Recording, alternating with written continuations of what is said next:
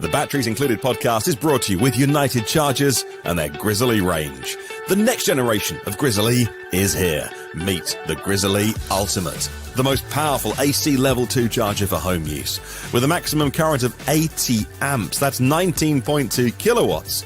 Your vehicle could be charged up to twice as fast as a standard level 2 and up to 15 times faster than a level 1. And of course it's Wi-Fi connected, so you can take control of your home charging, view stats, set a charging schedule, take part in demand response programs and control your charger remotely. And that joins the lineup alongside the original Grizzly Classic. The Grizzly Duo, designed to charge two vehicles at the same time. The Grizzly Mini, a portable charging station.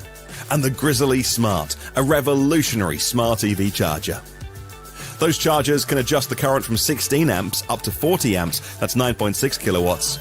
Plus the Grizzly Ranger IP67 rated, built in Canada, and with the highest quality materials. You can order yours right now.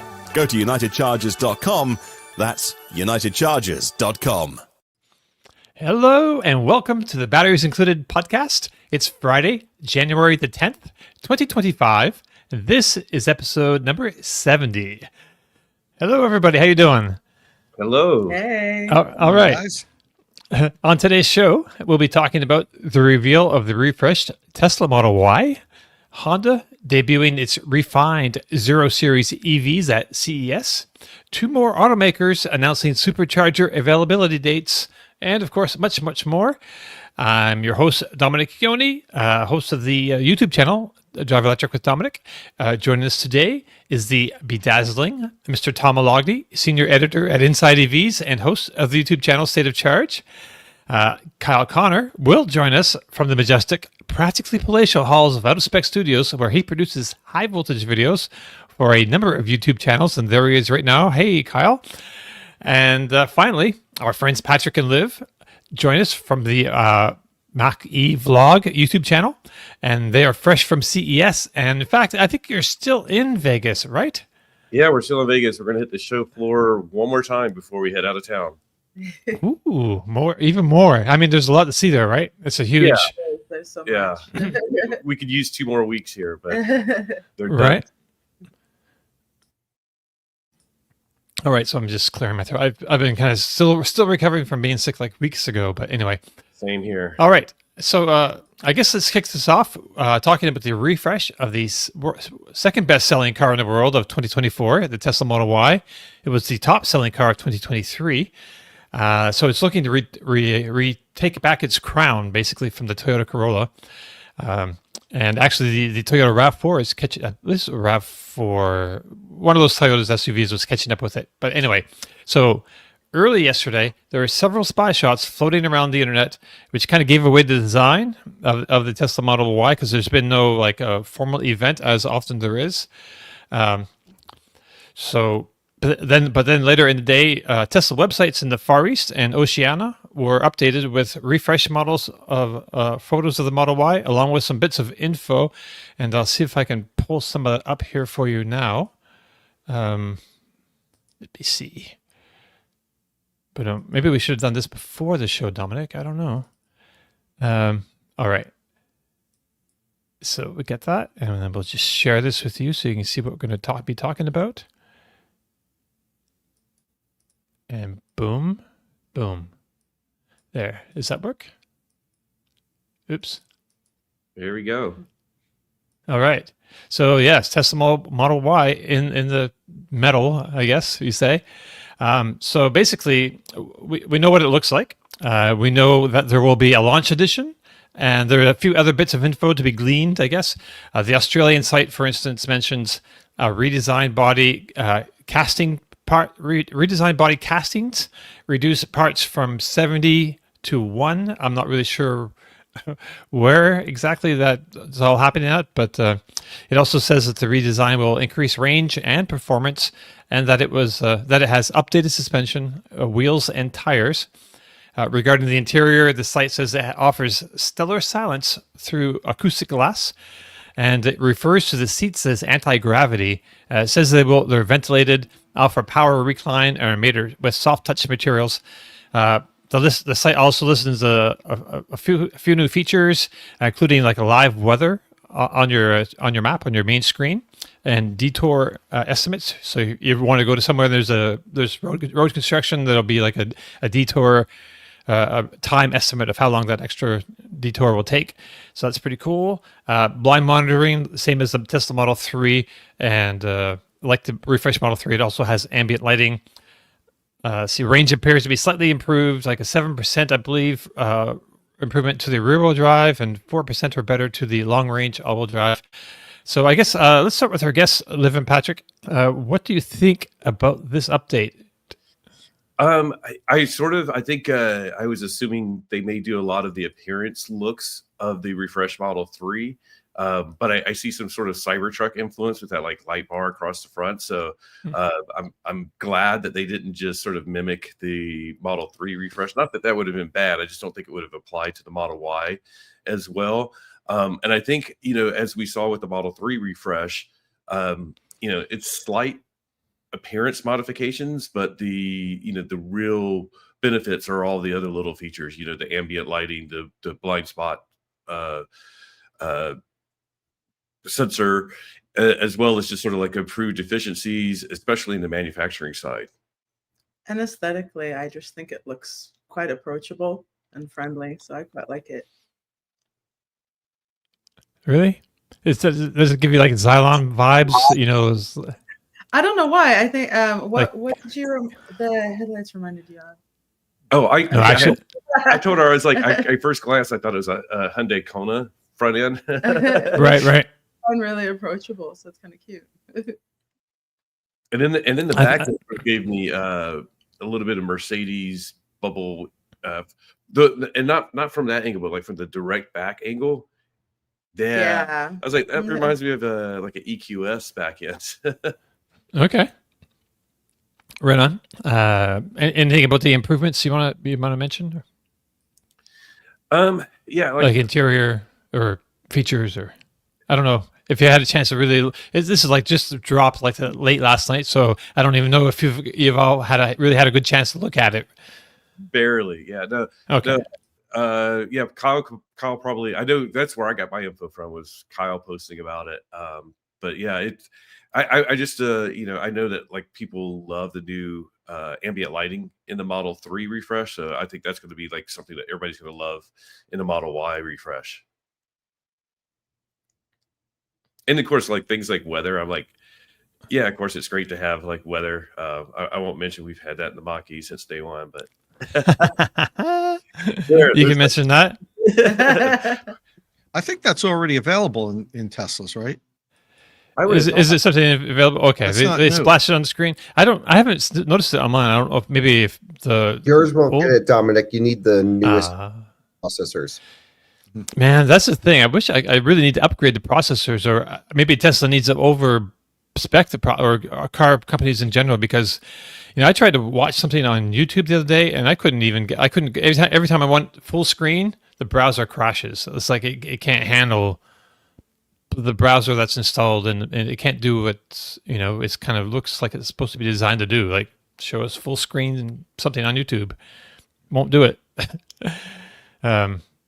Yeah, keep getting better. So right, so I need an upgrade, I guess.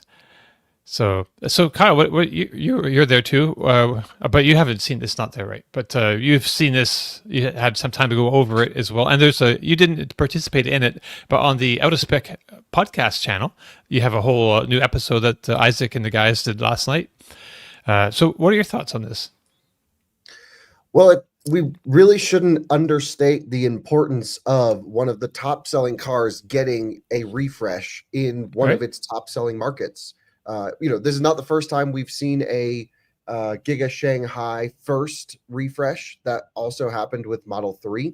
So China speed is real, even within Tesla.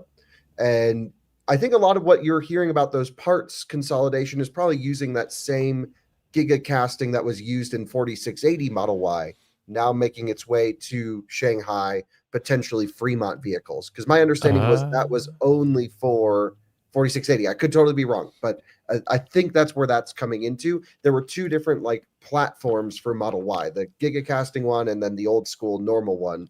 Now I think they've updated it to this. Okay. Just like with Model 3 Highland, all of the individual pieces of the upgrade here are not incredibly newsworthy on their own. There's little improvement here, little improvement there. Styling, we all have eyes and we all have opinions. You can make up yours. I'm not sure what mine are yet. I don't think I hate it, but I think the best way to describe it is I am whelmed. I'm not underwhelmed, overwhelmed. Just simply whelmed. Yeah, just whelmed. I mean, and that's honestly, I think the right approach. From what I've seen, just fielding some comments, looking around, it's like 50% think it's an improvement, 50% think we went backwards, and they just probably struck a nice balance down the middle. They kept it safe. I don't really like the back end personally. I like the front end. So for me, I'm right in the middle. But that's just my opinion. Everyone can have their own. I'm not a style guy. We all know this.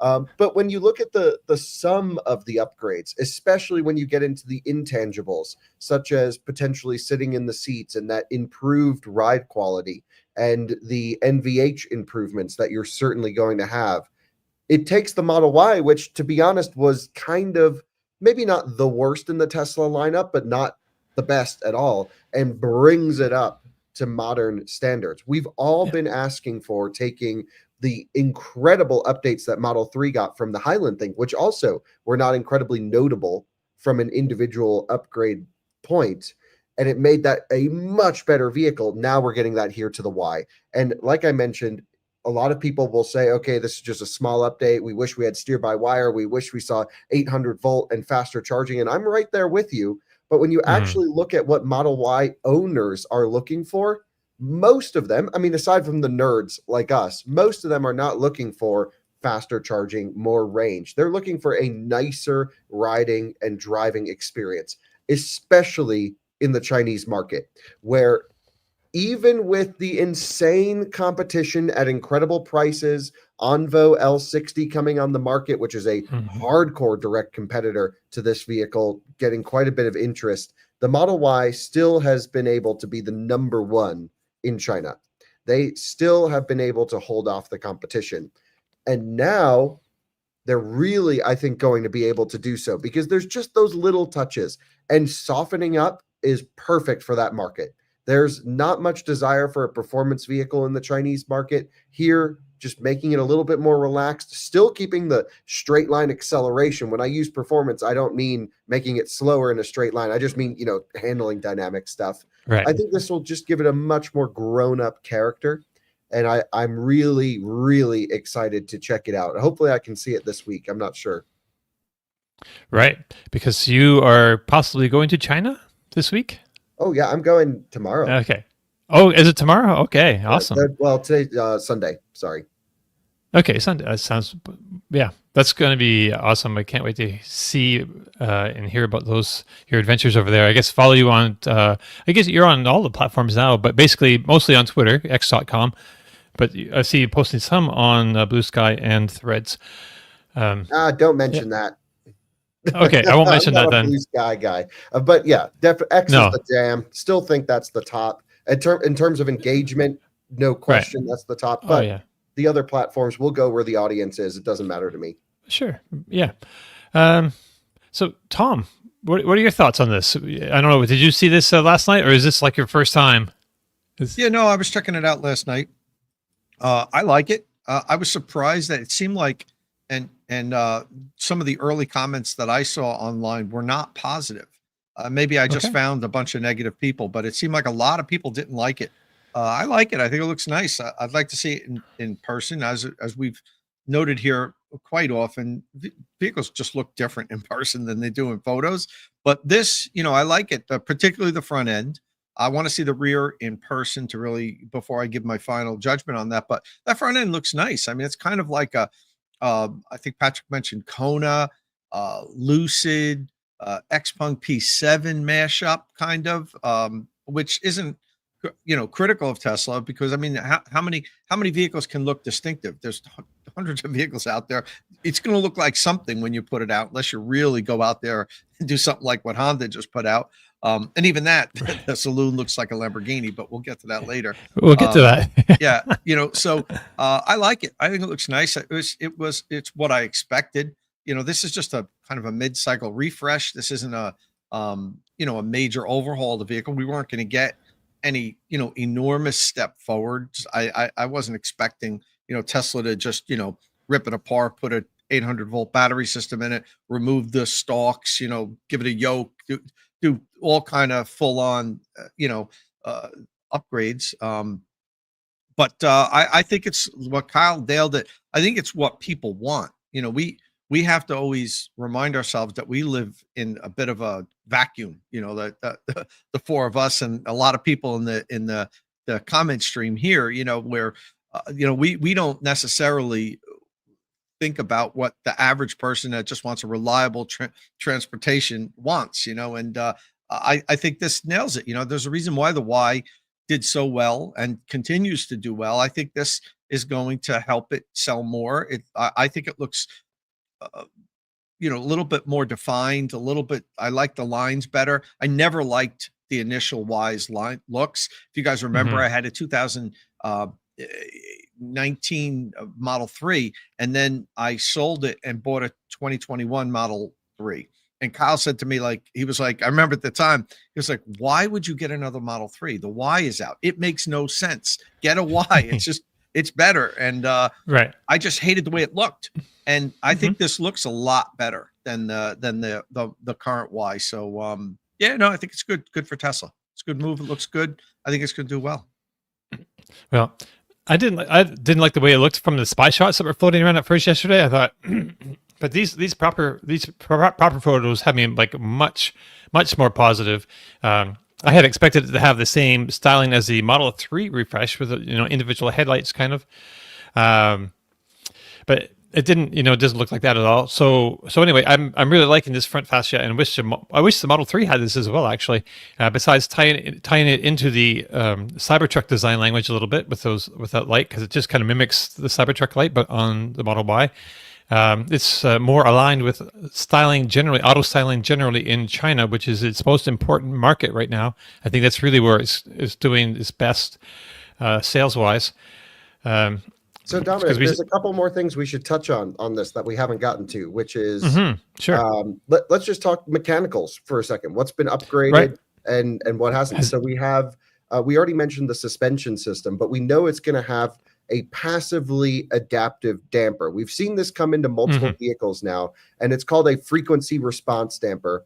And essentially it means that it can adjust its output based off the input force. The Model 3 has this, other vehicles, even Toyota uses it in their lineup. For example, the Lexus RZ has this, and it means that you can save the cost of not putting an electric valve actuation into a damper to change the ride quality, but it can do it passively. And it's worked wonderfully in the Model 3. This really has been an amazing upgrade for the ride performance, which arguably was the Model Y, especially early Model Y's biggest weakness. There's been many versions of many different suspensions on Model Y in recent years. None of them rode as well as they need to. And I really think this is going to be the biggest change. In terms of the motors, as far as we can tell, they're going to be identical. So, same motors as the old one, except the all-wheel drive, at least in this launch edition. They're launching with a special launch series in China, not the series, normal one. They come with a special badge. They have some branding. This is just for the very first cars. Deliveries, I believe they said March, if I remember correctly. I skipped over that part. It's on the website. Yeah. And, order launch now, March deliveries. The launch series at least in the all-wheel drive version comes with the acceleration boost, so you get higher performance. Which is nice. I missed that. Yep. And then you didn't watch the Aspect podcast, then Dominic, come on. I watched most of it, but it was also very late. I listened to it while I was driving last night. What else is kind of new here from a mechanical standpoint? We've heard everything from 3 to 7% more range. When you look at CLTC to CLTC last year to this year, or I should say last model to this model, it is almost a 7% improvement in one trim and 4% in the other trim. I can't remember which is which. I think the all-wheel drive is 7%, but I could be wrong. And if they're doing that with the same batteries, because again, everything is indicating existing batteries, and I'm pretty sure in China they get the LG battery, which is the one you don't want in their Model Okay. Y, and they get their LFP, but not the BYD LFP, because it charges, it might be, I could be wrong, but it charges at 170 kilowatts maximum for the LFP rear-wheel drive and 250 kilowatts for the NMC all-wheel drive trim. And, that's far behind what they need to be doing. This is not pushing the limits at all. We've been at 250 kilowatt maximum on these size battery packs for years and years. The curves haven't improved, and this is the biggest letdown for me. I was finally hoping Model Y would be the indication that Tesla, although owners may not be asking for it, like Tom and I discussed earlier on, it's still a miss. This is where Tesla needs to show that they have engineering prowess above the competition. And the best way to show that is with energy density, thermal management, charging performance, and making a better EV than the competition. I was just with the lead engineer of the Zeekr Golden Brick battery yesterday. 5.5C charging performance, 500 plus kilowatts in a less than 100 kilowatt hour battery pack usable. Absolutely insane. And that's LFP, which is really cool. So, Tesla is just not even close to the competition, especially in one of their markets on one of the most important metrics for an electric car. However, it is totally fair and totally true that most people charge at home.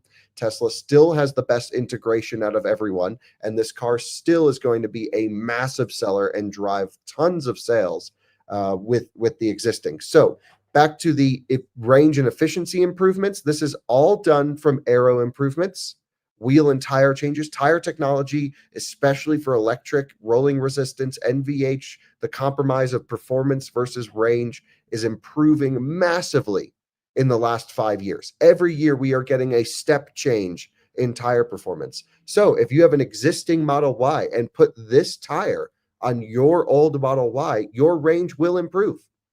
And so I think the improvement of range and efficiency is all wheel and tire, some aero changes, very minor aero changes here. But I can see some air management in the bumper, to make this little, perhaps airflow come around the wheel that typically you would see on a performance trim. And, there's just lots of little things that are massaged. And to me, I think it's still going to be a very worthwhile update. But again, it's a whelming update. It's nothing exciting from an engineering or technical standpoint. It's just bringing the car up to where it needed to be for the last 2 to 3 years.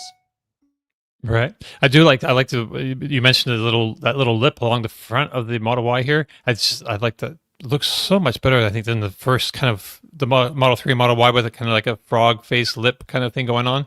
This just kind of gets it right. That's like nailed down and proper looking to my eye, at least. And would you mind going to the interior? Because I'm seeing a lot of comments on the stocks, and we haven't discussed this yet. True. There's one that they might be commenting because I said they didn't, add an 800-volt battery, rip out the stocks. I don't know if it has stocks or not. I was just kind of making a laundry list of things that they maybe could have done. So maybe it doesn't have stocks. Okay. So it depends on the market. Right. All left-hand drive Model Ys do not have stocks as far as we can tell. Right. And it's all on the wheel. But right-hand drive Model Ys, at least for Hong Kong and Australia, have a single stock for turn signal. Right. We don't know if that's tied to market-specific regulations or right-hand drive. It feels like market-specific to me. I don't know. But, yeah. But I really wish we had it too, because I love it. At least one stock I can get away with, like using the screen to change gear or to go into drive or reverse or whatever. I really don't have a problem with that. It was just the turn signals. It's just so much easier with the stock. I think it should just be a user selectable option. It's not that big of a deal. I mean, there's so many hills to die on, and this one is just not worth it. Just put a stock if people want it. Whatever. I'm done arguing about it because it doesn't even matter. The thing is, you can always retrofit a stock if you don't get it in your car. Should you have to retrofit a key component of a vehicle after you purchase it? No, but it's possible. So it might be funny, but if you just get down to if you love everything about the Model Y, but it's missing a stock, Enhance Auto sells them now. You can throw them on and you're good to go. Right. To me, the problem without having the blinker stock is when you have multiple vehicles. If that's all you drive, you'll get used to it really quickly and it'll become second nature. But when you have multiple vehicles in the house, I mean, happens to me all the time with my 3 vehicles, like and not stock with just using other things in the vehicles. For a second, I go to grab for something on the Lightning steering wheel and I'm like, oh no, it's I'm not in the Lightning. I'm in the Equinox, and it's a different feel. And I think people will have that issue with, at least in the beginning now. So I like what Kyle was saying as far as just put the damn thing in there, let people decide what they want to use. And over the course of, a few years or so, maybe that'll all work itself out. Maybe we'll transition to those buttons on all the vehicles, but having 2 vehicles with both a blinker is something that's important that people need to make an instant decision on. And some people's brains work faster than others. For a lot of people, it's not an issue, but for some people, it will be an issue. So where safety's involved, I think we have to err on the side of caution. Yeah, definitely. So the Model Y has gone from 1.81 million units sold in 2023 to 1.7, in 23, yeah, to 1.79 million in 24 last year. So down, it should be increasing sales that Tesla sales in general have been growing over the last 5 or 6 years. Until this year, and we're leveled off with slight decrease. So, is this enough to what do you call it, move the needle? What do you think, Kyle? It's hard to say. The competition's getting really strong. The Tesla brand was the only brand with full integration, with the best software, with clearly an amazing fan base and excitement around it. And now we're starting to see actual competitors coming. Not so much in the US market. I really don't think there's still an actual competitor to this in our market that comes close to offering the feature set, the buying experience, and the service experience that Model Y can deliver. Maybe R2, but Rivian still has a long way to go from the ownership experience side, service centers, things like that, to match what you get when you buy a Model Y. And we recently ran a poll that over 75% of our viewer base will make, at least claims they will make, a purchasing decision based off of not having to work with dealerships. And I think this is a huge benefit Tesla still has going for them. In China market, there's really good stuff. I just mentioned Onvo L60 a few times, only because it's recent in my mind, and I just looked into it, and I'm driving it in next week. And I'm like, This thing that's a good car. Brand new, looks cool, $5,000, $8,000 less than Model Y, and certainly a crazy list of features. Now, maybe it drives like crap. I don't know. But I think you just kind of know what to expect with Tesla. It's a trusted brand, and it's still got this sense of coolness and prestige to it, especially in the Chinese market, that some of the other brands haven't captured. So, yeah, my opinion is just my opinion, but I still think this takes a car that we would recommend often, even with its flaws. It reduces some of the downsides of the old Model Y, which was poor ride quality, especially, NVH was not great, some ergonomic stuff, styling, whatever. It's refreshed. It brings some of that into where it should be today, and I really do think it's going to be a big seller. No question, it's going to be a huge seller. Is it going to sell more than the other ones with more competition? Don't know. But I feel like it is the workhorse of the Tesla lineup. Really, it's the thing that really drives sales the most. It's the biggest seller, right? So, and it hits that sweet spot of mid-size crossover SUV that the market internationally is kind of adopting as like the de facto kind of standard car for everybody. Patrick and Liv, what do you think about? Is this enough to move the needle in your minds? Because well, I mean, it's interesting. I think for us, like what we've been seeing. With people with the old Model Y, which is not old, it's still the current one.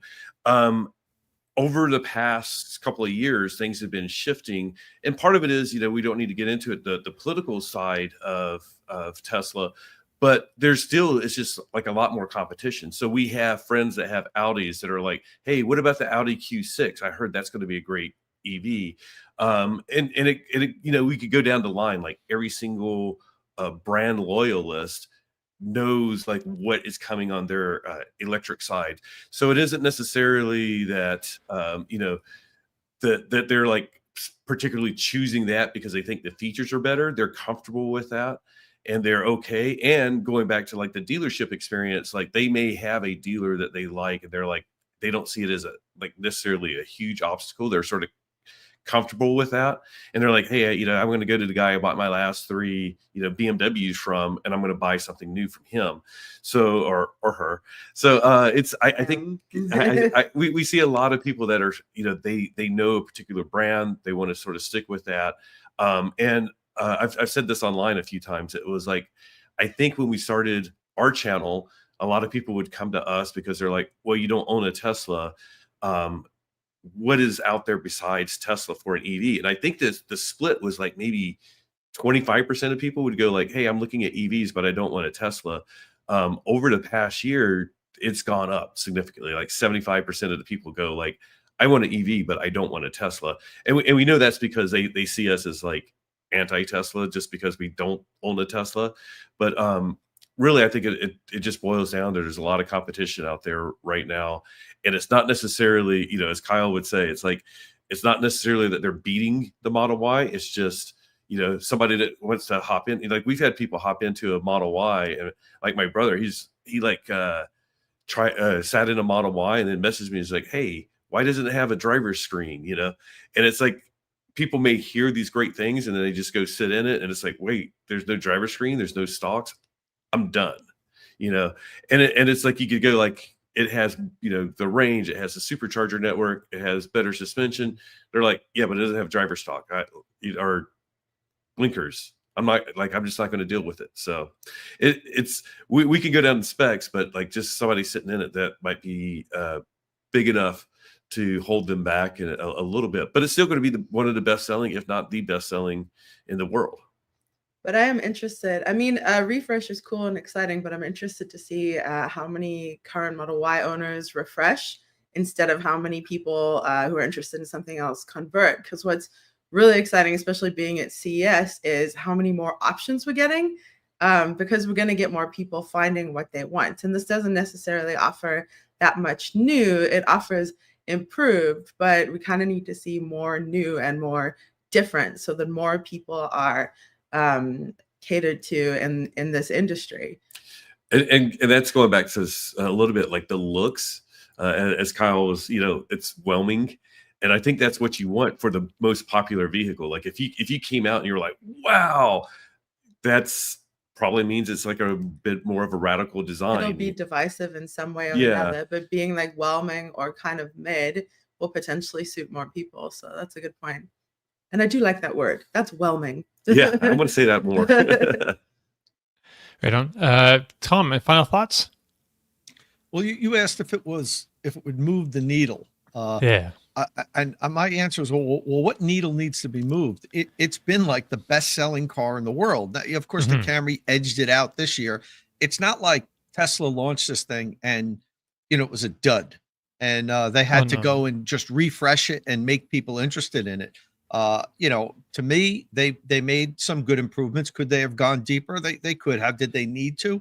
I don't think they needed to. Of course, we want the best of everything. We want them to improve every single aspect of the car every couple of years and just, give us a whole new car. But I understand, that would also have increased the prices. So I think they did enough to keep it very relevant for the next 2 or 3 years. It might not be the best at everything for the next 2 or 3 years, but like I said earlier, many of the buyers of the vehicle aren't looking as deep into the details as we are for the best of to check off every single box. So could it have been better? Yeah, but I think it looks a lot better, particularly the front end. It looks, to me, it's the front end looks 10 times better than previously. The rear, wait till we see it. They made some nice, the interior looks nice. Of course, they made some improvements on the NVH. They have the glass is an upgrade, right? Where it's gonna be quieter on the inside. I never liked the driving experience inside a Y as far as like soundproofing. My Equinox is $10,000 less than a Y, and it's quieter driving on the highway than the Model Y. So hopefully they improved on that. Those little improvements, that's enough for it to be to continue for the next 2 or 3 years of being maybe not the best selling car, but it's going to be top 3, I bet, for the next 2 or 3 years, and that's Yeah. all Tesla needs. It should be. I mean, what's even close to it? Like Hyundai Ioniq 5. I guess Hyundai's really pushing with their improved Ioniq 5 for this year. And it's even got the NACS, and it's made in the US, so it's eligible for the incentive. It's still a lot that's still around, but yeah. So personally, I've never been a really big fan of the Model Y, but I'm kind of looking forward to riding in this because I think I'm going to like it way more better than the previous ones. Just for me the ride and just something about the ride coupled with just how I felt inside of it. I just didn't it was just weird because I love my Model 3 and it's like the same car basically. You just sit higher a little bit in the Model Y. It's like the same thing, but for whatever reason. I love my Model 3. I love driving and I love the way I feel sitting in it. But the Model Y just didn't translate for me. But I think with these improvements, I think it's probably going to be pretty awesome as far as an electric vehicle. So You might have seen Pete's comment, Pete Bremy in the comment section. He's got 120,000 miles on his Model 3 that he got in 2019, and a couple of months, 6 months ago or so, he bought a Model Y, and his wife took his Model 3, and he is not happy. He's like, I want my Model 3 back, but his wife won't give it to him. So it's like, I mean, there's a longtime Model 3 driver that loved this car, and he's like, it's nowhere. I just don't feel like I'm in anywhere near the same vehicle, and I feel like I made a big downgrade, and I wish I would have just bought another 3. So, I mean, that's just one owner's perspective. A lot of people have different opinions, but I do think the 3's driving experience is something special. It really is. I own 2 of them, and of course there were things they could have been better. Even that didn't have good sound insulation and a very harsh ride over bumps and so forth. So, but it really has a good driving. The 3 has a great driving experience, and it just never translated to the Y, in my opinion. Right. So it's nice to hear Pete feels about it as the same as I do. That's great. All right. So I guess we want to move on from this. There's lots of other things going on this week. It's been kind of a cool week. So a year ago at CES, Honda debuted a pair of its 0 Series electric vehicles, the Saloon and the Space Hub.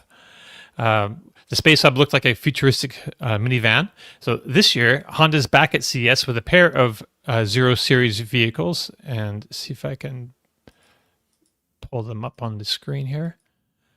Yeah, there we go. So let me just get back here. So yeah, the Saloon is back again. But now it's like a bit more consumer friendly, I think. But the minivan has been replaced by a crossover SUV named simply SUV. So both of these models have the green light for production in 2026 at the Honda EV Hub in Ohio, where they will be built on an EV dedicated platform. These vehicles are still referred to as prototypes, so don't be surprised if a year from now, Honda comes back to CES with the production intent version of these. But so we don't need to get too deep into this because since they aren't the production vehicles. But the only details we really have besides their appearances is that they're going to feature an operating system referred to as ASIMO, which stands for Advanced Step and Innovative Mobility, and that was like the name of their little robot that they initially launched back in the year 2000. So that we know that, and we know it's going to have a steer-by-wire system. Other than that, I think steer-by-brake and throttle is also by wire. So not a whole lot we know about it. It seems unlikely that a lot will change, like design-wise. So, and I think it's safe to say that these designs are on the radical side. The SUV is supposed to launch in North America in the first half of 2026, so like just a little over a year probably, and the Saloon in the second half. So even with some of these changes to make them more production ready, are these designs too far out there? Can they find an audience of any size, do you think? I don't know. Patrick, let's start with you. You're a guest. Well, you saw them in person, right? Yeah. Oh, yeah. We got to hop inside. Yeah, we got to hop in both. Ooh. Yeah. Go ahead. Yeah. well, you're gonna say something about the saloon, but I actually thought the SUV was quite approachable, aside from the rear. And like, if you sort of like don't look at the rear, at all of the SUV, then it doesn't look that outlandish. The rear of it is certainly a little unusual, but in for that, you do get what feels like a ton of space just sitting inside it. It felt super, super spacious. And I'm partial to an SUV. So I was excited to hop inside that. But what were you going to say about the aesthetics of the saloon? No, I wanted to start with the SUV because like everybody's Okay. focusing on the saloon, and we can get to that. But the SUV, like if you like look at it from the rear wheel forward, it looks very normal. And look like I really like the look of the headlights, how the front end really came together on this, and how even though it's still a prototype, it looked very close to production ready inside and out. The saloon, it was really interesting because last year, I may have said the word Hoover a few times when I was talking about the saloon. And now, and I saw the Lamborghini Countach references last year, and I got that. And now this year, it's like it's even more so, especially with the headlights that are like hidden, and the little door moves up to expose the headlights. So it's like both of them look a bit different. The SUV is way more normal, especially the front half. The saloon, even though it looks radical, it's starting to look like something that you could drive. And one of the big things that I was worried about is like if you sit in it and you're trying to drive it with that raked windshield and front nose, like how does it feel? And it didn't feel that bad. Like it didn't. The driving position wasn't horrible. There you go. There's those headlights. Yeah. Yeah. But it actually is like it's growing on me, which I don't know if that's necessarily a good thing with design, but I think there are some designs that just have to grow on you. But and with that one as well, you look at the back and it's sort of like there's no visibility out the back, but we're now seeing like the Polestar 4 has no rear window. I think that's something that's now going to be a new design element that more manufacturers are going to be going for. And it's kind of funny that you have no rear visibility because you have only visibility. Like it just feels like you're part of the outside. So that's going to be a really trippy vehicle to experience outdoors because of just how much visibility you really have like around you. And by the way, we were talking to the Honda people, and they were really saying like they know the SUV is going to be the one that sells. It's going to be the more common one, and the saloon is just going to be a little bit outlandish, and they're top of the line, just a little bit crazy, and they know that. And so I don't expect to see a ton of these, but every time I see one, I'm going to turn my head and look at it. What if they can do something like put like a 1,000 horsepower or something crazy like that in it? There's nothing about no. Kyle's shaking his head. No inside scoop there, Kyle. It's Honda. There's no inside scoop needed. When they do a performance version, it's always like, It's like, come on. There's going to be some really nice stuff here. My view, by the way, styling wise, even if it comes close to looking like either of these, awesome. I love it. Really? I think it's so cool. It was the best looking thing at the whole show. I love that dustbuster on wheels. Thing's awesome. I mean, I also drive a Cybertruck, so trust my opinion zero. Don't share my opinion, but I love it. So if you excuse Liv and Pat, but speaking of Cybertruck, that's what it reminds me of. I mean, people keep mentioning like Lamborghinis or whatever, Gallardos, but for me, like the weight on the back 3/4, the way it just kind of reminds me of the Cybertruck, not in the best way necessarily either, but it's a challenge for me. It's a challenging vehicle. Like I kind of like the SUV. It puts me in mind of the Polestar 3 a bit, but the saloon is a little harder for me. So I thought like a lot of people would just dismiss it out of hand, but I've been seeing like a lot of positive comments, like from Kyle, just kind of surprised me. A lot of designer types. They're willing to share more than just concept stuff. And they actually called me last night when I was driving, and they said, "Hey, we actually can share a little bit more, and we can do some stuff." So Jordan's going to go fly to Honda on Tuesday, I think, and film this. It'll probably go up Wednesday. And beautiful. Like do some they want to talk about more stuff. And like Patrick and Liv said, we're close. We're a year and a bit away, basically, from Mhm. this being Yeah. finalized. In development terms, especially for a Japanese company, this thing's pretty much done, is what that means. And Right. so, like, this is really what it's kind of going to be. It's what it feels and sounds like. So anyway, that's why I agreed to send Jordan to go make the video with them, because I'm like, hey, if you're saying you're close, let's at least film it. But like any Honda product, it's going to have, until they prove us wrong, completely lame specs. It's going to have terrible charging. It's going to have bad range. It's going to have bad integration. Nothing's going to work properly for an electric car because they've proven not otherwise up to this point. And to that point, I think if it was going to have really good specs, let's say 450 miles of range, 10 to 80% charging in 15 minutes, they would have thrown that out there now. They would have given us a little bit of a teaser. The fact that it's radio silence on all of the real specs on the vehicle, to me, the way I interpret that is, well, it's because it's not exciting. So, and the saloon needs a front bumper, doesn't it? That there's nothing in the front. That there has to be some sort of a modification in the front to put a bumper on. You'll total the car with like a 20-mile-an-hour front impact. No, you just True. underneath the other car and just throw it over you. So it's like it doesn't need a bumper. It just scoops you over. You vacuum it up. Yeah. And that's like so much of its styling, like that front end, stick a big bumper on it, like a early 70s Mercedes where the bumper stuck out like 8 inches, where they had to retrofit those cars, and it's going to ruin the whole front look of it. So we'll see. I kind of like the direction they're going in, but I have a feeling, even though they're saying it's close to production, I don't know. I think you're going to see a lot of differences in the production vehicles, but we'll see.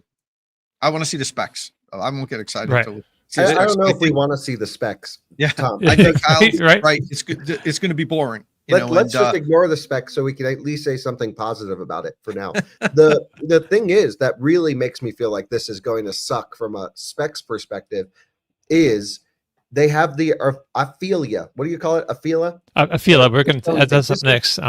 This is their top of the line. Okay, it's actually coming. Like, it's no longer just being shown at shows. Yeah.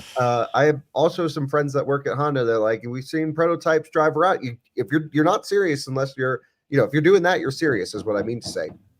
This is a brand new car launching in 2025, 2026 with, by the way, it's like 90 to 100 and something $1,000. So it's 20 grand more than a Lucid Air with 300 miles of range.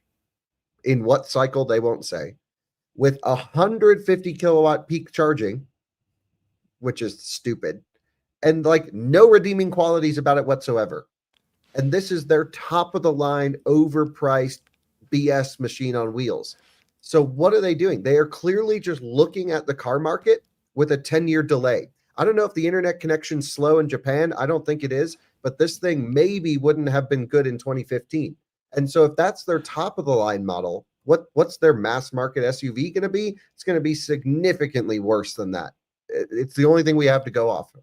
And I don't think I would have ever predicted I would have said this, but like I hope Honda is doing the software, and only Honda, in the Zero vehicles, because we saw the software in the Afeela and it was horrible. Like, it was so buggy and glitchy. And I mean, we know it's prototype, but I'm like, come on, man, this is Sony.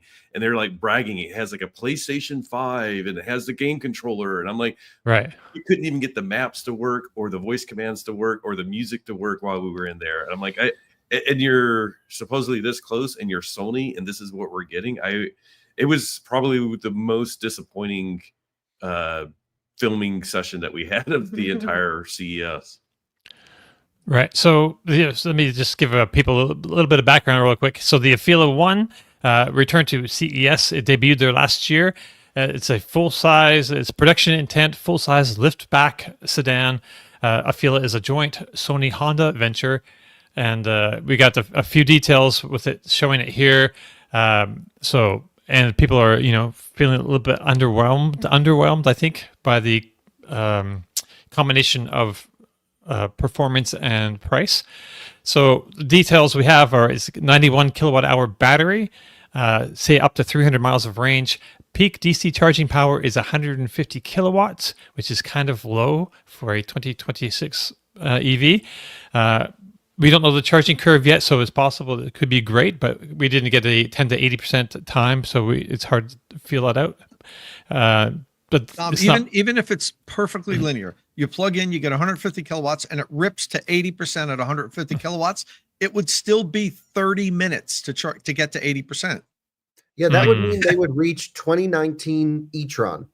Yeah, exactly. Right. So yeah, so, I mean, it's not looking great. No, it's not looking great, and that means 0 to 80% at 150 perfectly linear, which we know isn't going to happen. It's a half an hour. So, oh God, right? I don't know where to begin. It's at what least, are they thinking?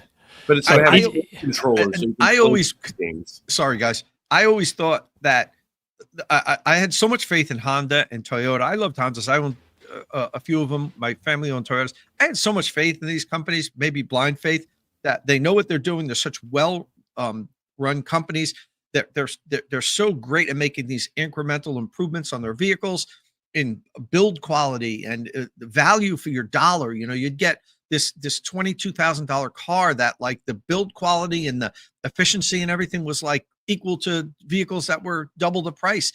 And I always said, when these companies really want to do this EV thing, they'll nail it. They're kicking the can down the road because they want to continue selling their hybrids. They like selling the vehicles they're at. Japan's a conservative company. The culture is conservative. They're gonna, but when they turn that switch on, they're gonna make good vehicles. I think I'm at the point now where I was wrong, and it's not going to happen. Toyota is not going to turn on a dime. Like, they're not. They didn't just put out the BZ4X because they just needed a compliance car. That was the best they could do, and that's crazy to me.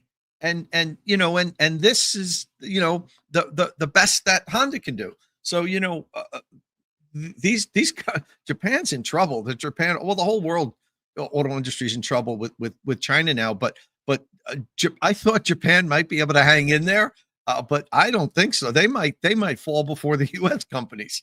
It's just going to be an interesting decade. The next 10 years is going to be really interesting with this whole. I just cannot believe the stark difference between the Chinese cars and the Japanese cars. Yeah, it's crazy, right? Kyle's going to experience it firsthand. He's already kind of experienced a little bit in California. I've been there 5 or 6 times. And that was with previous generation cars. Last time I was there was right as COVID was. I was there when COVID broke out. And I was like, I couldn't believe what I was seeing as far as the quality of the vehicles that was coming at that time. And I was like, 5 years ago, the cars here were garbage. They were so bad. China didn't even bother exporting cars. No one would buy them, except maybe some very small fringe markets around the world. But if you brought a 2014 Chinese-made car to the U.S., we would just laugh at it. And all of a sudden, 5 years later, the cars were as good as Audis and Infinitis and quality vehicles. Now, fast forward the 4 years since I've been there, they're better. That's China speed. So Kyle's going to experience it. I can't wait to hear your reporting and see what you're doing over there, Kyle. But just prepare to be amazed at what you see. And I know you know what to expect. But the rest of the automotive world, it's almost at the point where I think the smart executives are already saying, we're done. Let's just make as much money as we can over the next 10 years, because we're not going to be able to compete with these companies in the mid years, and tariffs and keeping them out. It's not going to stop them. They're eventually going to get into all the markets in the world. It's going to be an interesting 10 years. Even with 100% tariffs, some of these cars would still be competitive, which is crazy. Oh yeah, from China, the Chinese cars. Yeah, not from Honda, Dom. Right. Negative 100% tariffs. Yeah. So just a little bit more about just a few more facts about this thing I can drop. Each axle has a 180 kilowatt motor, so there's potential there for. Sorry. Right. It's really weird to have like a square setup like that, like the same power on the front as the back. You want usually less, smaller on the front. You don't need all that power on the front. Right. So it should be like 483 horsepower, I guess. So I mean, power should be decent. I don't think there's anything to complain about there. I mean, it won't be like crazy, but fine. It doesn't seem like it's supposed to be a sports car. But anyway, it's got 18 cameras, one LiDAR array, which makes that big sort of lump on the front top of the windshield there. It's got 12 ultrasonic sensors, 9 radar sets. So it sounds like they're planning on having a kick-ass automated driver assist system. But if you look at their video, I'm pretty good at driving, and you like kind of follow it. This is a little demonstration of its ADAS system. It's not really great. I'm looking at this and I'm saying, okay, if I was driving the car, would I drive like this? It's doing all this stuff, but the problems come when it makes this right-hand turn. Just for starters, for one, it's kind of pokey, but I guess that's fine. It's a Japanese car. It's going to be a little conservative, I guess. But when it comes around this turn here, for one, it makes the turn pretty slow. But then it comes up behind I think it's a Prius. We'll see here in a second, and the Prius is trying to park, right? So this thing pulls up on his bumper basically, and it won't let the Prius wants to parallel park into the space, and it didn't put on its turn signal, so you can see it. Oh, it's pulling here, and it's braking, so it wants to park right there, right? But Mr. Afeela is right on his bumper, so it can't do that, so he just keeps on rolling. I don't know if that's exactly what's going on there, but anyway, I don't know. It's a weird free parking. Come on, get those Sorry? Toyota guys out of the parking spaces, right? So anyway, so that's all that going on.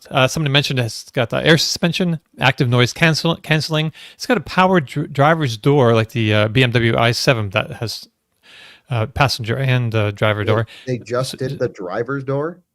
It just said door. I didn't really get into detail. i7. Yeah. Like if you're gonna do it to all four. i7 has it on all four. It's I all used for it Right. on here too, but it actually really pissed me off because it's so slow. Is it all 4 on this one, guys? Yeah. Pat?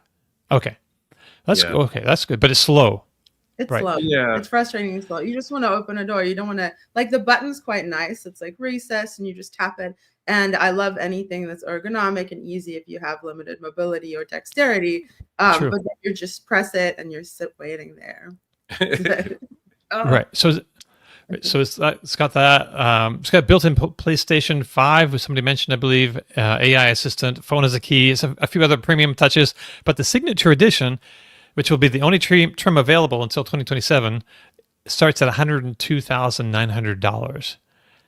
Can we just ask them not to make this car? Like they're just wasting time and money and everything. Oh yeah. I mean, they should just cancel the plan, go back to the drawing board. So look at this. Don't even try. Just go home.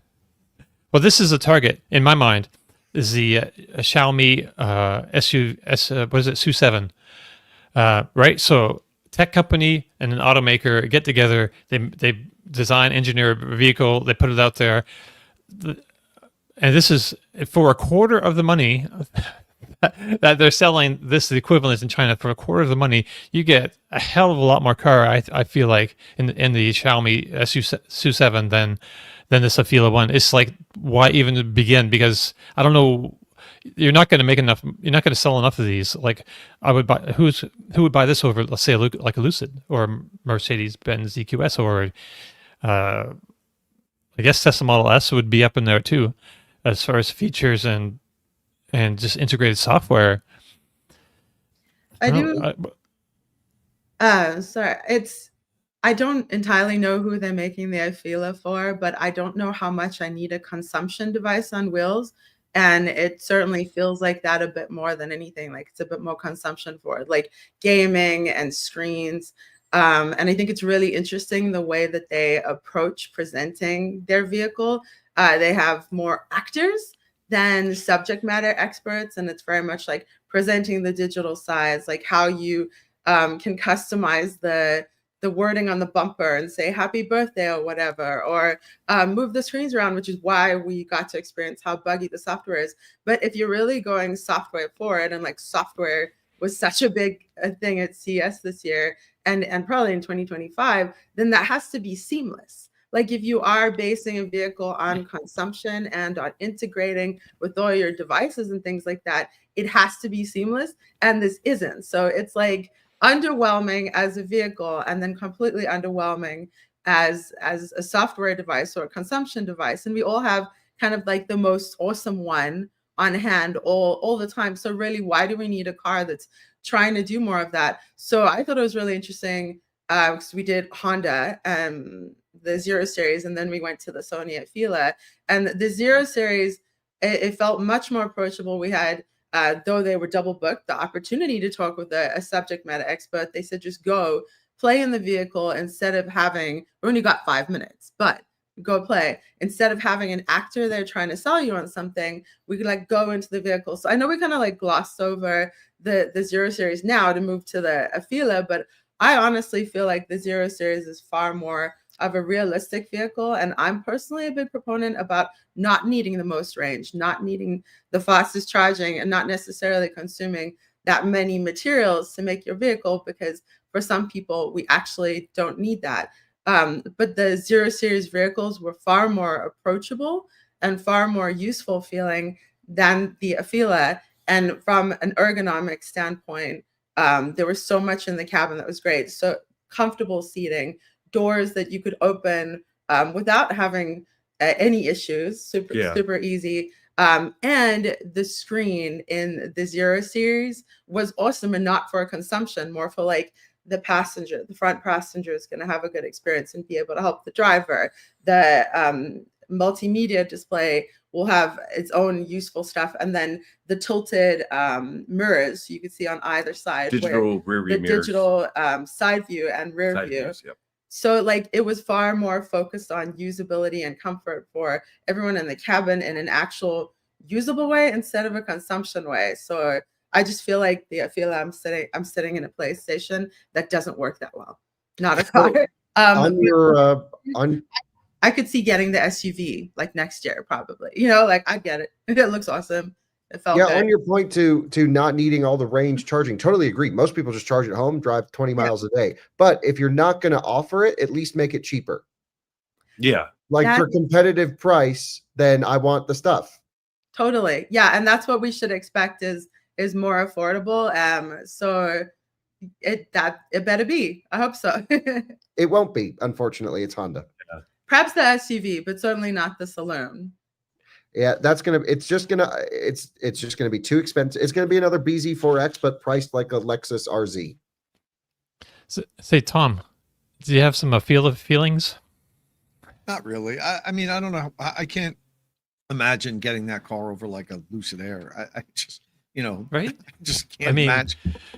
So if you wait an extra year, the price will go down to the price is going to go down to $89,900 for the Afeela 1 Origin trim, which goes on sale in 27. But that has, it has a lot less. It takes away a bunch of the features that the launch edition, the signature edition, will have, and it only comes in black, also, which is a weirdest decision. Like there's 3 colors. Like if you go to the website and scroll down, there's like 3 colors for the signature edition, 1 for the interior and exterior. Black inside and out. That's it for $89,000. Like, who is going to buy? No one is going to buy this car. They're going the Model route. you got to figure it out. Like, why doesn't it have does it have an 800 volt architecture? If it did, the specs aren't good. Who cares about the voltage if the specs suck? Yeah. Right. I mean, we're already talking about 150 kilowatts, so not likely. There's no 100. If it's 150 that's what I'm saying. And high voltage, then this is stupid. Yeah. How many amps would that be pulling? 3.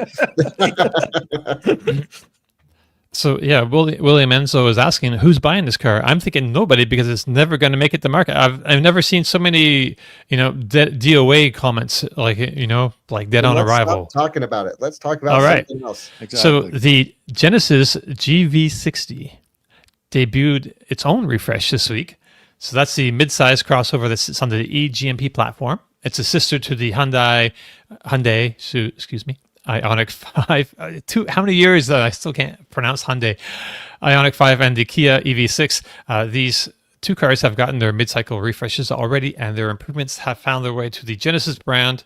I think the most important thing here is the bigger battery. So it's gone up from the 77.4 kilowatt hour battery to the 84 kilowatt hour battery.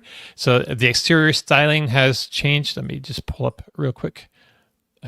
See, yeah, Inside EVs has a little article. This is the new design. And if you can't tell it from the old design, you're not alone. So it's this changed on the exterior styling has changed on the front and the rear, but it's really hard to spot the differences unless they're sitting side by side, really, I think. Inside, there's more changes. The crystal sphere on the gear shifter, a little gimmicky kind of thing, it remains. But the two screens across the front of the dash have been merged into one single big 27-inch screen, and the steering wheel gets a third spoke. So I think there are more changes that Genesis are going to announce like later this year, including pricing. The refresh should hit the Korean market first. There's no date for its arrival in the States yet, so it might be a while before you can even get this like updated version. So the GV60 is the slowest selling eGMP car, and it also sticks out stylistically from the Genesis lineup. So does this refresh move the needle at all for the GV60? No. I guess No. I don't even know what to say about this. Let's move on. I feel like what's that? Let's not talk about it. Let's move on. Yeah, well, I mean, I don't even quite reach the whelmed level, so I guess I'm like slightly underwhelmed. I was kind of, I don't know what they could have more that I don't know what the solution for the GV60 is, except to let it ride out its natural life cycle and put it out to pasture as soon as possible. Just kill it now. It doesn't do anything special. It's not particularly competitive. It's too expensive. Mm-hmm. Why would you go here? And The just take the software lime sucks. green, the What's lime that? color, take the lime green color and move it over to the EV6 or something like that, and Ooh. then you're good. Just say Oh, yeah. Do they make an EV6 in like a shouty color though, right? No, I think it's just mostly like the red. I mean, they don't really. Yeah, I don't think there's any. They have they have a green one, don't they? Have a lime green. they're just the No. brake covers, so you can get green. Yeah, we need that color. Mhm. I like the interior. The interior looks kind of nice. So in this one picture they have of the interior of the. Dominic, this is the Yeah. interior you buy if you want the least resale value for your GV60, which is already going to be in the toilet. No one's going to buy this used. But Okay. this is the depreciation special right here. Lime green, this interior, 10 grand in 3 years. All right. I think it's the market right. who will be buying it though on the used market because lime green. I would buy the spec too. I like that. I'm not saying I dislike the spec. That's the spec to get. It's just not good for resale. I like how it looks too. I actually think it looks good, but I mean the performance version, they're in the 70,000s. They're like $75,000 for the performance version. So Mhm. I mean that's, if it was 55,000, you'd say, wow, it's right in the wheelhouse of like a Model Y like that. Now, you've got a vehicle that maybe is an upscale Model Y, nicer interior, so forth. But at the price, I mean, the base model starts in the mid 50s, right? I think, right? Low 50s or mid 50s. That to me, that's the biggest reason why it's not selling is the cost. You just don't get the value at that price point, I think. And I think the design too is not really compelling. I don't think it's really drawing people in. It doesn't, I think it looks cool yeah. in person. Yeah, I mean the Ioniq 5 and the EV, is such a great looker. Why would you pay more money for a worse looking car? And again, like you said, it sort of doesn't fit with the rest of the Genesis line. True. So Yeah. it's sort of like, you know what I mean? It's sort of like if you like Genesis, you're a lot of people probably go to like the 70, because that feels more Genesis. This it's almost like this has like a Kia feel or something more than a Genesis, but Kia has the EV6, so it doesn't fit there. Right. 2228 says you can leave that car unlocked in any neighborhood. Yeah, and Alahum Zaid echoes my comment from earlier. In my opinion, I see no reason why one would go there instead of Ioniq 5. Yeah. All right. So I don't know, any last words on the EV6? It's Okay. the TV60. John Check says wasting the podcast. Get off of this. Okay, we'll do that. So, two new. No, there we go. Jumping back to CES, then Scout Motors brought their Traveler SUV and Terra pickup trucks to the Vegas for the big show. The headline was that Scout announces in-vehicle satellite connectivity and highlights Scout community UX interface. But really, it was an opportunity for Scout, I think, to get its concept on the stage and keep them in the mainstream conversation about EVs coming up or vehicles coming up. So Kyle, Patrick, and Liv, I believe this is all y'all's first time seeing this in person. And Kyle, you've published a video, which I can actually share, because we can look at this while we're talking about it. For right now, I know he's here somewhere, who's the chief engineer. There you are. Oh, you're wearing a hoodie. Surprise. Just kidding. All right. So you put up this, you did, this is your first time seeing it, and you did a walk around in this video. And as well, though, you got also a software demonstration with a company rep. And then you had a little chat with another rep about the community building effort that they're doing over there. So I don't know, maybe I could start with you, Kyle. What would you like to know? Because I feel like we all know about Scout by now. Yeah, I mean, we know a fair amount about it. Well, we can see what it looks like. And we've had some people from Scout on the show before too, talking about it. I think we all have. I'm kind of impressed at how big it looks beside you. Really, I think the thing is, what I really want to know is what are we looking at? Is this the locked design, or what will change between now and 2 or 3 years from now, maybe 4 if they delay it? We'll have to see. We don't know. There's a long road ahead. The Rivian and Scout partnership, we all know that Scout is, and the rest of the Volkswagen group, is leveraging Rivian's zonal electrical architecture that they've developed in-house, which is amazing.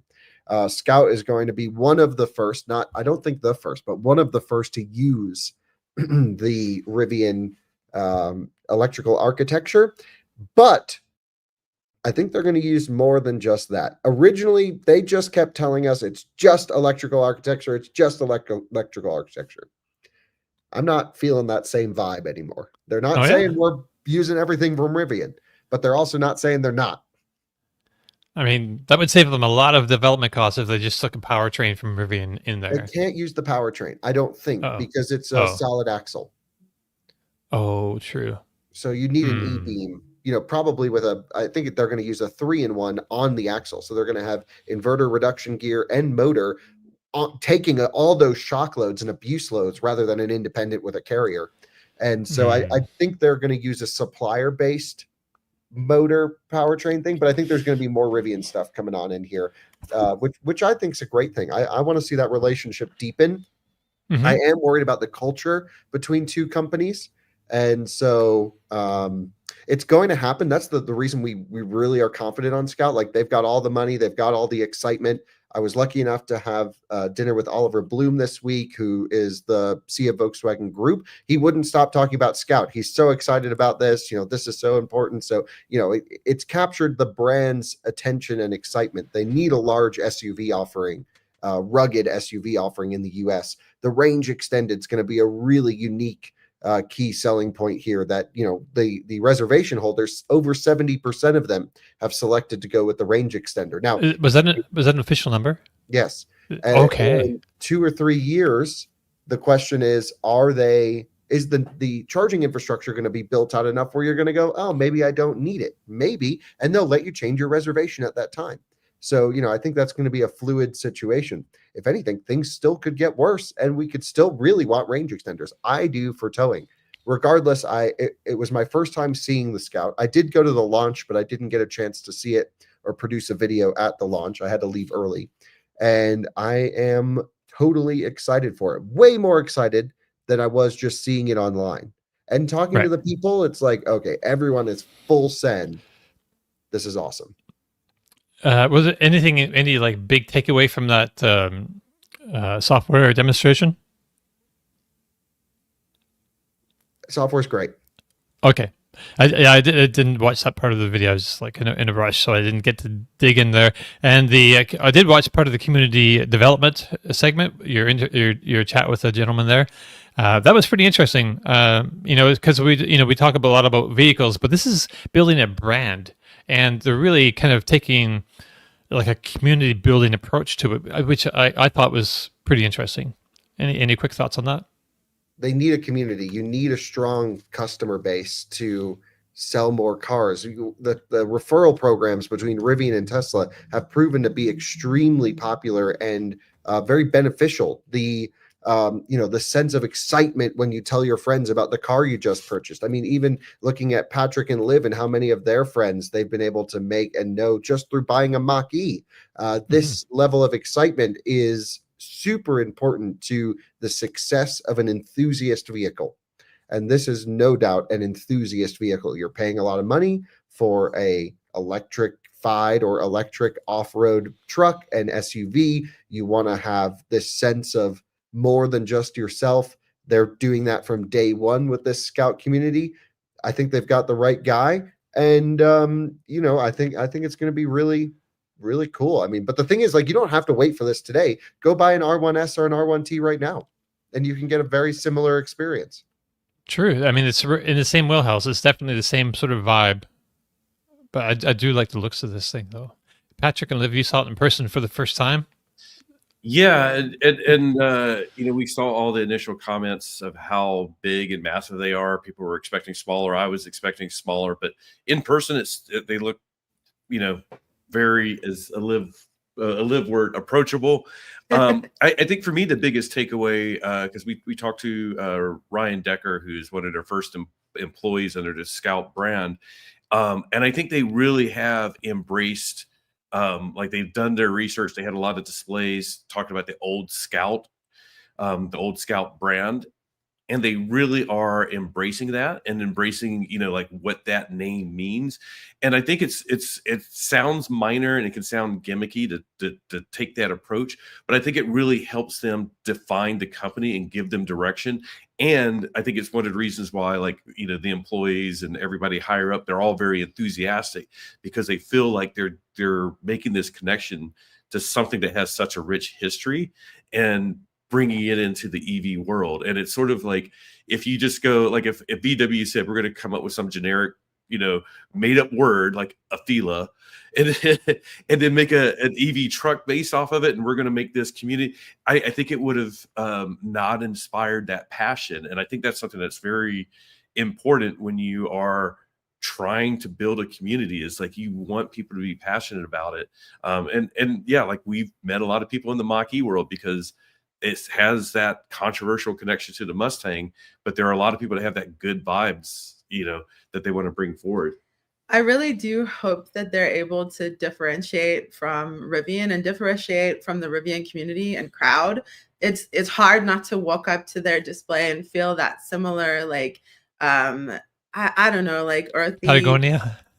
and Patagonia. Yeah, that Patagonia. But Scout's definitely going for the more rugged, for the more real, for the more like getting dirty. So I almost kind of wish that they had that there. Like, these cars should be dusty and dirty. They should have like mud caked wheels. They should have dirt on them. And like, that was a big emphasis that they have. This being obviously our first time seeing them, was these manual buttons, manual switches, like lots of manual ways, and a beautiful rugged manual switches, and like beautiful digital integration, so that you can hop in and you might have like gloves on, or you might be covered in dirt.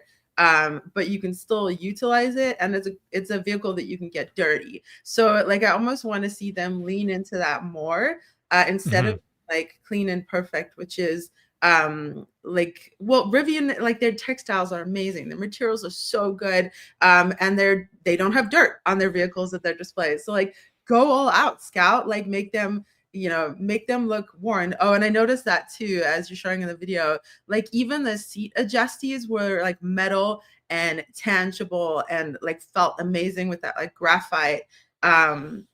Like, like everything was really, really good, which is really similar in Rivian as well. Like, the materials are so good. So like, differentiate that. And they were really comfortable as well. They're really comfortable. By the way, mentioning Rivian several times. Like I posted some of the pictures on Facebook, and my brother messaged me and he goes, "Is that the new Rivian that you posted pictures of?" So I was like, "No," and I sort of explained the sort of complicated origin / new relationship with Rivian, and he goes, "Yeah, so basically it's the new Rivian." I was like, "Okay, Yeah, in a way, right?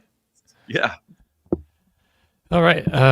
Okay, so I guess we're looking at the video here with Kyle in the interior, and we're just reminded about this. Got the bench seat in the front, so it kind of got me excited again. I know that's a feature that I think Tom liked as well, right? Yeah, definitely. If I were to It's get one, like- I think I'd definitely get the bench seat. That's so cool. Man, I can't believe that. Like, in 2025, we're thinking about bench seats and looking back at in bench seats like in pickup trucks, like that was like a big deal, But it kind of is. I like the idea of like driving down the road in my pickup truck, my dog like right there, or my wife or whatever. It's just I don't know. It feels like right for some weird reason. But anyway. Should move along. We're getting close to the bottom, and really quick, I wanted to touch on real quick. Pat and Liv, since you've been with us, so we know you for Mach-E driving, Ford Mustang Mach-E driving, but y'all got recently an Equinox EV, and we talked about actually on our Battery Bargains show. You sent us an email, and we recommended some different vehicles for you, and the Equinox was one of them. And you ended up going with the Equinox, and you drove that to Vegas. So just a really quick update on that. Patrick drove it to Vegas. I like the Equinox because I drive it around town. It's comfy, it's easy, 360 camera. I can adjust the brake and pedal feel, which for someone with a mobility issue or any kind of mobility difference like that, that's so important. But how was it driving without Blue Cruise? Because we didn't get Super. We didn't get Super Cruise, but we got the front wheel drive. Yeah, it's really nice for the price, and like we took your guys' advice from Batteries Included on the podcast, but we also did we were doing our research. We did a video on like where the price points were coming in, and it was amazing the deals on it, and like we did have a little bit of like for content, it probably is better to not get another Mach-E, but the Mach-E deals weren't as good. The Ioniq 5 deals weren't as good. The Model Y ended up being like the most expensive when we were looking at like a 2-year lease, but it's actually like really impressive and nice. And as Tom, I think, referred to earlier, it's like very quiet on the highway. So I was loving that. Nice ambient lighting. I've done pedal to the metal in this Equinox more than any other EV, and that's not to say I've even exceeded the speed limit because it's sluggish. It's not a race car, no. Yeah, there's no glass roof. Which is fine by me because I personally don't mind a sluggish vehicle. I'm chill. and we really wanted to sort of one of the big things is like we think it's really cool that we have like one of, if not the cheapest, 300+ mile range EV. And it was, we'll if you haven't watched our videos, spoiler alert, it was basically a single pay lease, $5,500 for 2 years, which is insane. And that's basically the deal that you, Dom, found for us on the podcast. So thank you so much for that. I mean, yeah, the deals on those are an absolute steal. We get 319 miles of range for that. It's like just awesome. No brainer. 360 camera. Those big priorities for me. Super comfy. So and it's called Equinox. That is thanks to David Madison. I-90 Surge fame. Is he? Yeah, he's Cheddar Kung Pao. Oh, yeah. Yep. Yeah. So Equinox, thanks for that. Yeah, it's awesome. All right. Last bit of news we need to hit on the way out. This website, what is this called? Let me just share this real quick with y'all. It's announced this bit of news, and I feel like they were like the first on the scene with this. Right. So this EV was... What's this website called? EVChargingStations.com. Yeah, sounds sketchy. I don't think you can trust it. It's a sketchy site, I think. I see the little state of charge up there, and I see Mark Kane's name on this article, so I know we're talking quality here. So Mercedes-Benz confirmed access to Tesla Superchargers coming in February 2025. No, seriously though, Tom, I learned about this from you and this in this video. So what's going on? The Consumer Electronics Show is in full swing in Las. Yeah. Okay, that's so what's going on. it is. And I learned not to wear that shirt in my videos anymore because during the whole video, you see the shirt. I guess it's the refresh rate. It looks like my shirt's all moving and dazzling. Pretty funny. But yeah, we got the press release from Mercedes. I guess Wednesday afternoon, and that they were going to announce at 9 a.m. It was embargoed till 9 a.m. yesterday that they would be their vehicles would have access to Tesla Superchargers beginning in February, which is 2 weeks away. But they didn't say exactly when in February, but you know, a matter of a couple of weeks. We've got Hyundai and Kia in 5 days. We'll have access the 15th of January. So this is all happening. Hello, BMW, where are you? But it's not that I drive one, but at least let us know when. But anyway, yeah. So Mercedes is made that announcement, and also, although it wasn't a formal announcement with a press release, Volkswagen told I think it was PC Magazine that their time frame is June and July-ish. Mark Gillies, who's like the PR manager for Volkswagen, told PC Magazine. So we found out that we have a date now for 2 more manufacturers on when they're going to have the Supercharger access. Mercedes has their own adapter that they're going to be selling through their dealerships. Looks like electronic adapter. I don't think that's been that partnership's been formally announced yet, but it looks like it's an electron adapter. I don't know if they did what Ford did and made a couple small changes like the interlocking pin, but you'll be able to buy that for $185 at Mercedes dealerships. The press release also said, and you know, I'm not sure if it was just worded not correctly, and it was up on the words that you had before, that Mercedes owners will go to the dealership to get a software update for it to work with plug-in charge on Tesla Superchargers. So I don't have 100% clarity on that, but it was in the press release. It said, you know, applicable vehicles will need to go to a Mercedes dealership to get a software update, so plug-in charge will be enabled on Tesla Superchargers. I don't know if that's their whole lineup or specific vehicles would need it, but I know there was a lot of back and forth in the comments of my video saying, Tom, that's not true. I just noted what they released in the press release. I don't have official comment on that. It's possible Kyle has talked to Mercedes, but we're talking 2 to 4 weeks.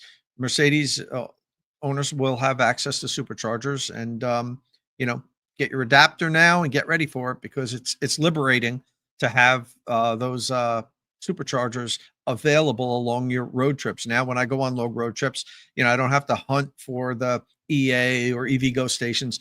I can just, you know, add the Superchargers to my filter. And quite honestly, if you have the option to go to both, if there's an Electrify America station and a Supercharger along your route and at about the same distance where you want to stop, you're going to more often than not choose the Supercharger, unless it's a really full Supercharger station where you're going to concerned about parking.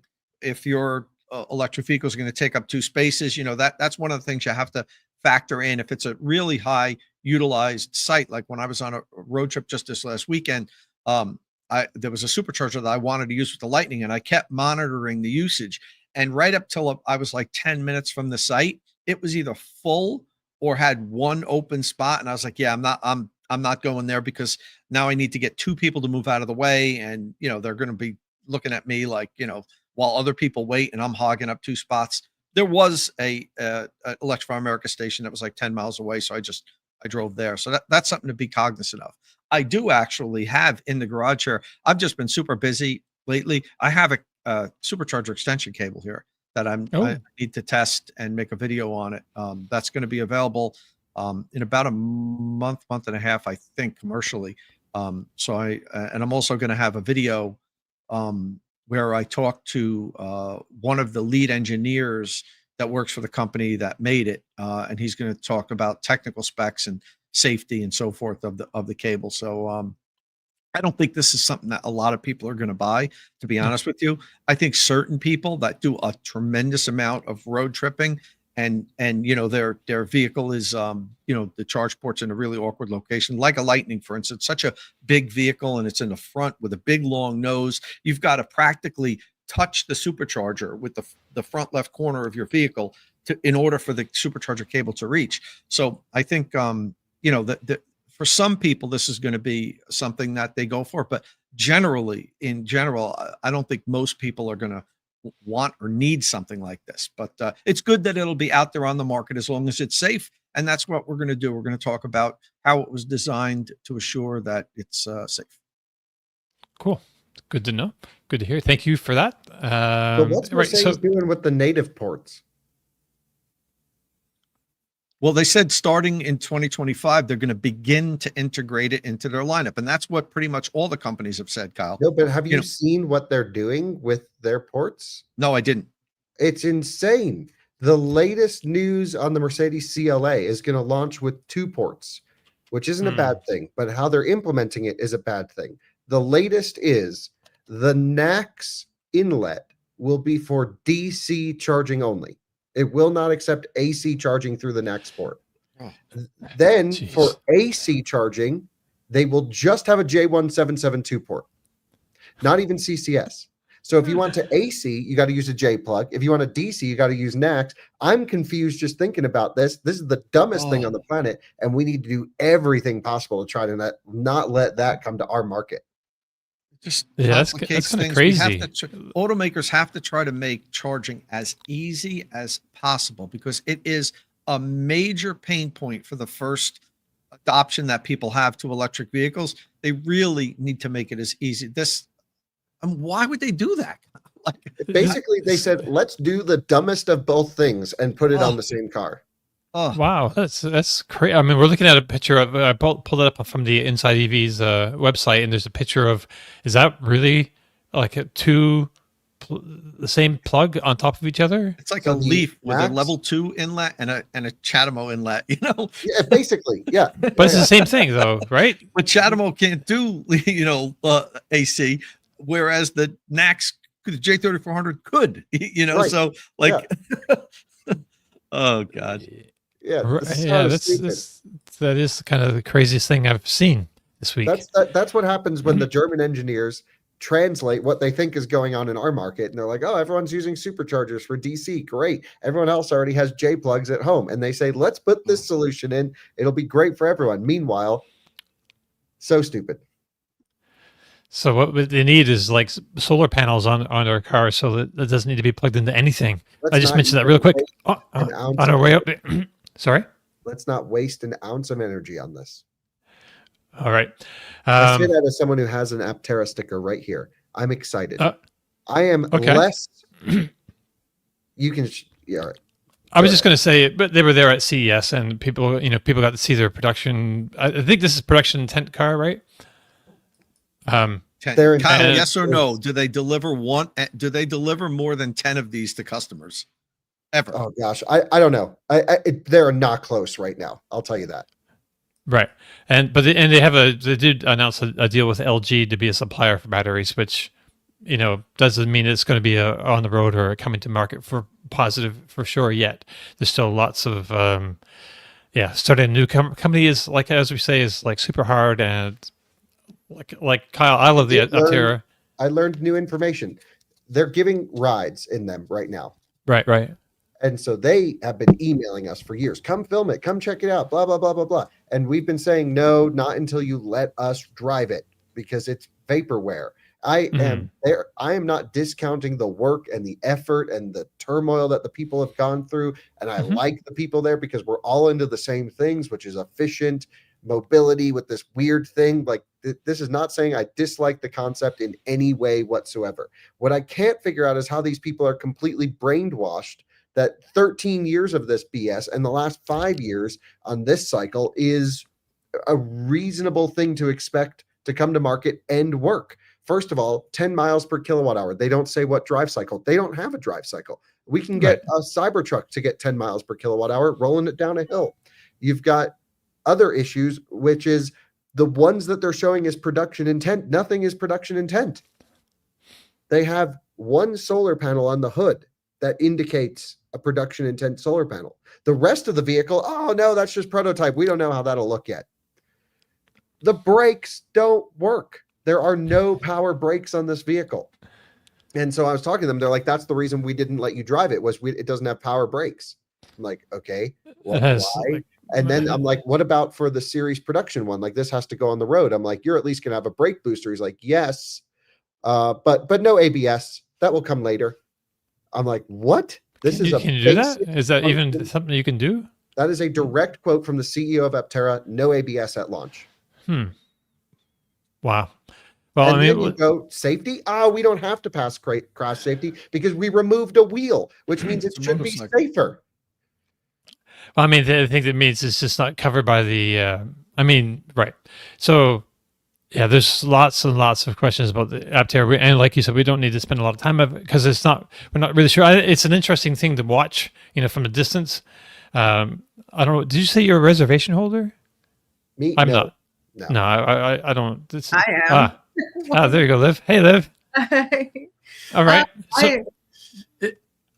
It kind of breaks my heart. I'm very hopeful for them because of the community. Like, we were at their event last night. We've been following Aptera for years. I made a reservation because it's crazy. It looks crazy. It'll be amazing. And I didn't even get amazing specs, like 400 miles of range. If they can do that, it'll be amazing. But it's hard to make community.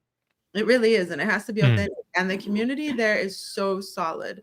Like, people flew out just for the event last night. They were so passionate, and literally the community is making and supporting this. Like, every single person with a reservation and beyond has a stake in this, and you really, really feel it. And so if this doesn't happen, my heart will break for them because they really want it to happen. And I hope it. I know. We don't have to spend a lot of time. We may try to do a video with them because their headquarters is like 10 minutes from our house. So it's more worth it for us than Kyle flying somebody out to do it. But if they say that we can talk about the realities of bringing this thing to the market. Look, I'm saving this sticker. I'm a believer. The concept works. I'm not saying it doesn't. I'm just saying, man, do they not know how to build a car? Yeah. Last night, I thought one of the cool things they said was because they were giving you those rides throughout the week, that they, I forget how many miles, but they ended up with more miles of range at the end of the test drives this week because it was charging the entire time. And I mean, they may have given 3 rides, but it sounds like they're fully booked because Talik with Charge Positive, he's going to go do a ride today. And he's like, that's when they could finally fit him in. He's staying an extra day just to do his ride along. So it seems like it's been very popular. My dream is that they do come to production. Maybe we're close by. Maybe we'll get one, somehow. Anyways, but I would love to have it parked in our driveway and drive an entire year locally. I don't want to test that 400 miles of range, but just drive locally and never plug it in. That would be a cool. Just literally how many days in a row, how many days of driving can we get out of this without charging it? All right. So the dream is cool. I mean, we all want it, but the reality is it's probably not going to happen, which really sucks. I hate saying that. It's not worth saying that because we don't know yet. It's possible that we will get something, but it's just going to be really shitty. That's possible. Yeah. There's a whole range of possibilities. So we should probably, sorry? No ABS at launch is crazy. Oh, There's side-by-sides, off-road, ATVs and motorcycles. Cheap motorcycles have ABS now. Right. Yeah. There's been some decisions a little bit difficult to take. I think as we watch, there's a fair amount of transparency we can see. At least as far as they're showing the public pretty much everything they have, kind of bringing them along on the journey, kind of thing. So we don't see a lot behind. There's some stuff behind the doors we don't see. I really hope there's more we're not seeing. Right. I mean, let's keep our fingers crossed they're not telling us everything, because if they're telling us everything and this is what they've got, things are not looking good. And by the way, I spoke to 40, 50 different investors in the company. I went to the booth. I spoke to a ton. All of them pretty much agreed with me. Okay. All of their hardest core investors. I'm like, they've used up all their goodwill. Now's the time to deliver. Get this thing on the roads. And they're all like, yeah, well, we're really excited. We believe in it, but like, is this thing going to happen? And everyone's like, I asked everyone, do you think this will happen? Not a single person that put up their money said, absolutely, yes, this will happen. Everyone was like, I don't know. I really hope. And I'm like, man, they've used up the goodwill among their closest fans. Well, yeah. It's I love the Aptera, and it's just we already went through that one cycle back, over 10 years ago where it's not going to happen after all. Sorry, it's over, and then it disappeared for years, and now it's back. But anyway, let's get out of here. Y'all want to get going on your Friday and enjoy your days. So I guess that brings us to the end of our show. I know Tom wanted to talk more about the Aptera, but sorry, Tom. I was like you, I was into Aptera when it wasn't even an EV. Back their first iteration the wasn't diesel. all electric. And 14 years ago, and then they died and they brought it back. I like you guys, I really hope this thing comes to production. It's so cool. I honestly, gun to my head, it ain't happening. I don't think they'll ever deliver one. And that saddens me, but I don't think it's going to happen at this point. Anyway, one last thing before you cut out. You guys might have noticed behind me, I have the latest generation of flow chargers in the garage that I'll be reviewing this week. Look for that review in probably 4 days. I've been using them on my various cars for 3 weeks now.